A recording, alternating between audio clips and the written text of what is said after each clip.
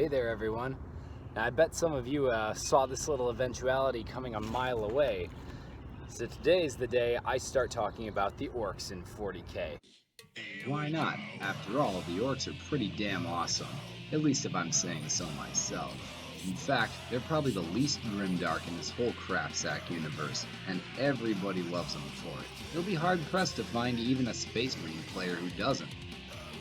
So just so you guys are aware, orks have been so consistently awesome over the past maybe 3 decades or so that I have never seen another faction have so many people tattoo their insignias all over their body.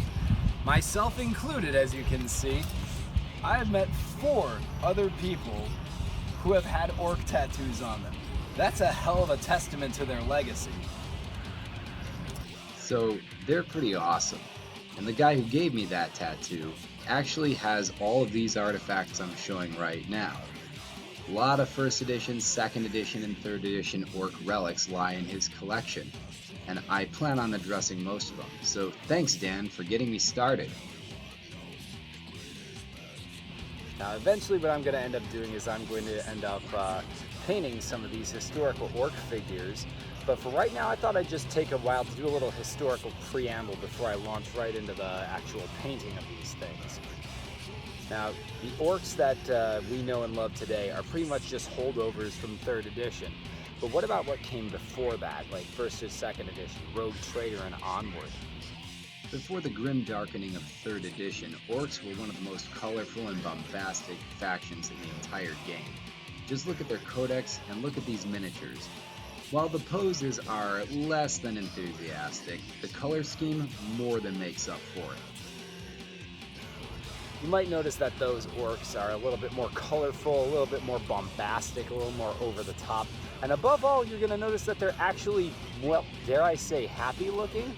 Look at them. They look like they're smiling in these pictures. Even the most badass orcs of them all, like Ghazghkull here, looked a bit more like this in 1st edition.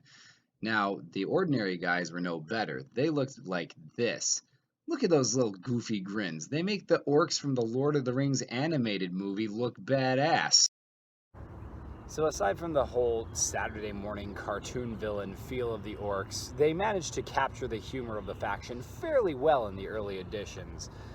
But they left out a lot of the terror. I mean, these guys are supposed to be the greatest enemies mankind has ever faced. And look at them, they look like clowns.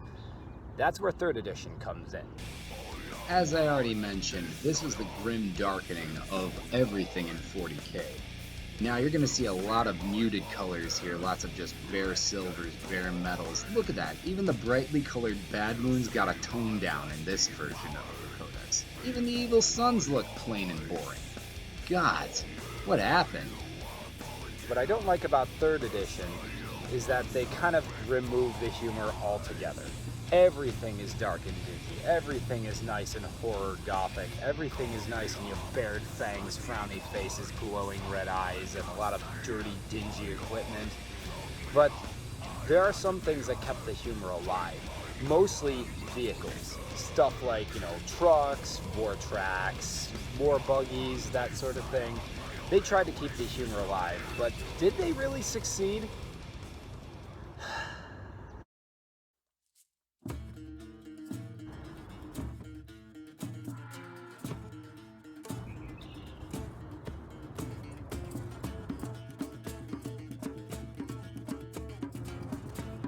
My answer is, yeah, maybe. So these are my 3 orc vehicles from 3rd edition and onward. You're going to notice a few staggering differences between the 3 as I go along. And obviously they're already pre-painted, so I can't show you step by step what I did. But I'll try my best to give you a little bit of the process, as well as a lot of the history and my gripes and compliments for the model as well. So as you have probably noticed by now, most of the work that goes into making this particular model look good is the hand highlighting and hand painting that I was basically forced to do. Ordinarily on an orc vehicle, you could just kind of dry brush over all of it and let the details speak for itself. But all this stuff here, those scratches, those flame designs, the checks, even this little design on the front here, that I basically had to design from scratch to fill up space, yeah, that was all done by hand highlighting. You could see how well it turned out when I tried to dry brush the skulls on the side. It did not work all that well. Same with the face up here on the antenna. I had to highlight that by hand as well, and since I am not good at hand highlighting, I did what I could, but it still is not the best that it could be. And look at these orcs' faces. You see the brow crease? You see that little wrinkle in the area just above the lip? Yeah, that isn't because of detail. That's because I had to hand paint those in there, which was even more of a pain than you probably realize. You can even see, as you go around here, those tires look pretty flat and boring. The car itself is no more than a platform with hubcaps and wheels. That gun looks pretty much like a toy gun from some 90s TV show promotion. And the orcs themselves are small. They're smaller than my fingertip. They're smaller by half than any actual orc infantry model. The biggest problem I have with this model, and one that I will address later, is the fact that it just looks so static. Look at him, he's just standing there doing nothing. Even his hair is just flopping straight down. Have you ever seen somebody in a fast-moving vehicle with long hair have their hair hang straight down like this while in motion? If you have, I would love to see that so I could report it to some scientist to test the physics of that person's goddamn hair. So when I went into this, I painted it primarily by spray painting the vehicle red and building up from there. Unfortunately, that also meant, because I got this in one piece, that I had to spray paint the orcs red too. And let me tell you, painting green over red is a pain in the fucking ass! So let's see what we can salvage from this boy. I really like the orc face. I really like the design on the front of the whole vehicle. What I don't like are the flames on the side of the wheels. The check pattern looks a little messy, and that engine in the back looks a little too plain. I'm going to make some adjustments that just kind of brighten the model up. So we're going to start off with just taking care of these flames.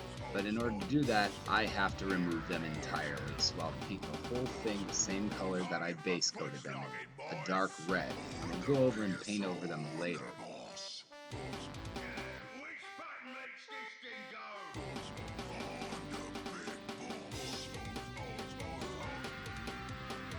Alright, now that that's done, let's clean up this check pattern, shall we? So I'm just going to take that same red and just kind of gently outline these white boxes here, these yellow boxes rather. Give it a bit more of a geometric pattern as opposed to a splatter pattern.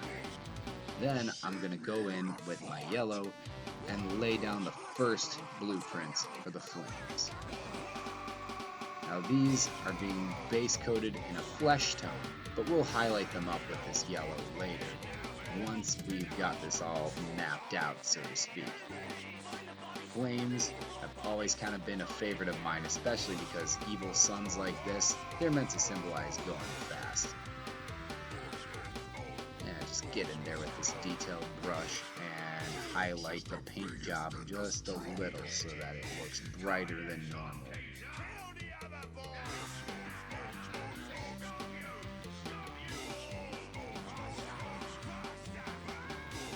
Alright, now I'm just going to fix up that engine there, highlighting a little bit of gold over the back end of the copper hoses.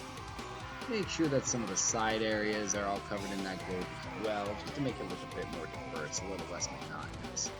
All in all, not much more to it, but I think it looks better anyway. The next one I'm going to show you guys is probably an even worse model. It's the Orky Track from 3rd edition as well. Now I've had this one since I was about maybe 18, 19 years old. I was late into the hobby and I found this on eBay as well. Now this is even more static than the War Buggy, mostly owing to the fact that it is blockier as a model. And with that same issue with the hair in the front there hanging straight down like nothing's happening, the tire being basically a Lego piece, and the orc in back having almost no neck, no head, and no hair to speak of, with a posture that's just about as static as your TV when the power goes out, I'd say that this is probably the most boring model I've owned, and probably the most work I've had to do in order to make anything look interesting. So much like the War Boogie from before, I did have to hand highlight the orks themselves, but thankfully, due to the blockiness and openness of this vehicle, when I spray painted it red, all I had to do from there was dry brush up for greater, lighter shades of red. To add a little bit of scratchiness to it, I dry brushed a thin layer of silver all over it, and that gives it its ragged, torn, and worn look. Same with the guns. That's basically what I did with the Necrons before. The orks themselves, as I said, forcibly hand highlight. Everything there is me trying my darndest with what little patience I had, with what frayed brushes I had, and with what little training I had to make any sort of detail pop from a model that was otherwise just about as level, flat, and boring as most programs on mainstream TV today. Oh, so what to say about this model? Well, there's not much I really can change. I like, once more, the orc faces on this thing. I actually do enjoy the hand highlighting that I did manage to accomplish. What I don't like is those boots that are scuffed, and that gun that looks a little bit too homogeneous. Maybe I'll spruce up the bullets on that. I don't know. This thing's kind of a lost cause anyway. So, let's fix up the boots. And that's the next part of business there, the bullets. And we need to get out my gold brush to do that. So, I try, once more, just to quickly run over the boots with some brown, blacking out the, well, black bits. And then, if I manage to do this correctly, I can hand highlight the bullets, or I can dry brush them. I don't really know, I don't really care. We'll figure this out as we go along.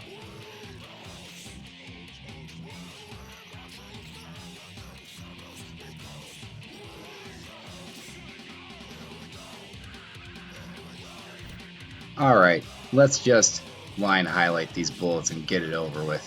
Jeez.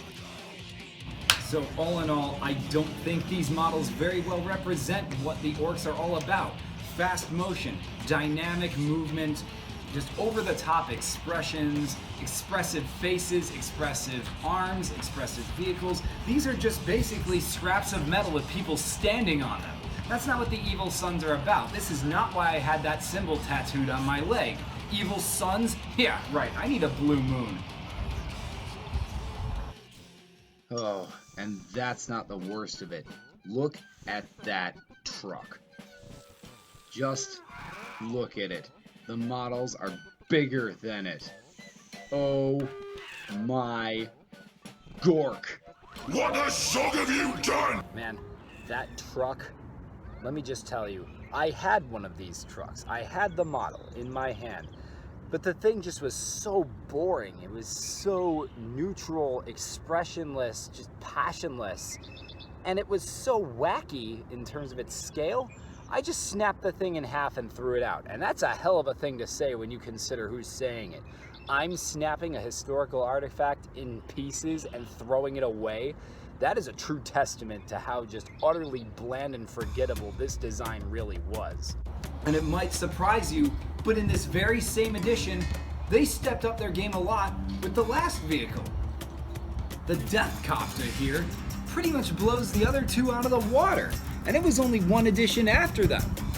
Look at this thing. Not only does it have more of a dynamic posture to it, not only is it more detailed as a model, but the pilot itself also takes on a more dynamic pose. He's actually the proper scale for a normal orc. He's actually got the proper muscle definition here that allows for dry brushing for quick and easy, good-looking painting. The model itself has so much detail on it, as a matter of fact, that when I dry brushed it up, hand highlighting was more of a formality. It didn't even matter at this point. I was just doing it because I could. And look at it in general. The design is awesome. Look at the thing again. Just look at it. There is so much going on here, it's hard to tell what to look at first. And that's what makes the orks so over the top and great, in my opinion. And thankfully, 4th edition brought more just like it. These new, awesome, and funny models were soaring their way to the top. But that still doesn't erase the past. I mean, look at this. How is this anything like the box art? This is what it was being marketed as. If anything looked like this in 3rd edition, I would like it better. But no, we get the truck. Good Gork, the truck. And even an edition before this was the battle wagon. This is way more awesome and dynamic. I repeat, what were they thinking in this? My Gork, this is disappointing. Am I pleased with how these things turned out? Well, as pleased as I could be.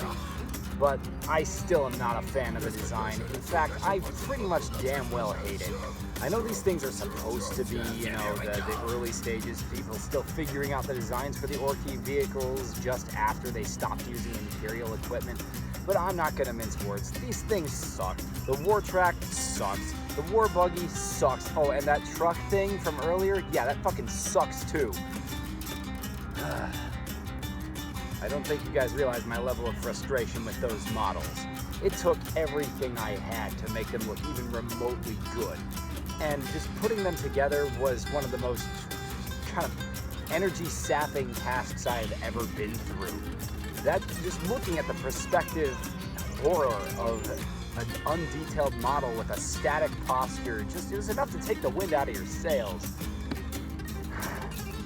You know what the worst part is? Now I'm going to have to actually try and paint some 1st edition models. My brushes are almost in my hand, so next week it'll be time. I'll have to finally suck it up and paint some 1st edition Ork models. See you then. Here we go.